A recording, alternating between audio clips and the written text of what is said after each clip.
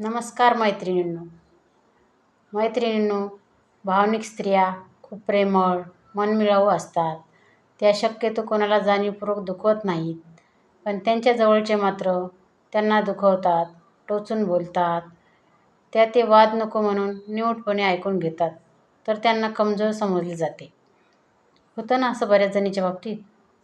पण खरं सांगू का मैत्रिणींनो, आपल्याला जे कोणी जवळचे दुखावतात, टोचून बोलतात, त्यांना आपण उलट उत्तर तर द्यायचं नाही आणि आपलं मन पण एवढं कमजोर करायचं नाही की समोरच्याच्या बोलण्याने आपण लगेच दुखावले जाऊ. आपण आपल्या आनंदाची, सुखाची चावी दुसऱ्याच्या हातात देतो आणि म्हणतो, त्याने मला असं दुखावलं, असं बोलले. पण आपण तिथे ते बोलणे आपल्या मनाला का लावून घ्यायचे? आपण का एवढं कमजोर व्हायचं? आपल्या मनाचा आपण जेवढा विचार करू तेवढा कोणीच करणार नाही.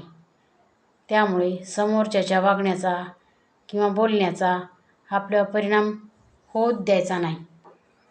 खरं सांगायचं तर मनाच्या दृष्टीने विचार केला तर आपल्या मनाला आनंदी, सुखी, समाधानी ठेवणं ही आपली पहिली गरज आहे. आणि मन आनंदी असेल तर सगळं छान वाटतं. आपण आपल्या आनंदाच्या वेगवेगळ्या कल्पना करून त्यात रमायला पाहिजे. कारण आयुष्य एकदाच आहे, त्यामुळे भरभरून जगून घेतलं पाहिजे. सुख, दुःख, संकटे हे तर येणे जाणे राहणारच आहे. आयुष्यात वन्स मोर नसतो, त्यामुळे भरभरून हसलं पाहिजे, बोललं पाहिजे.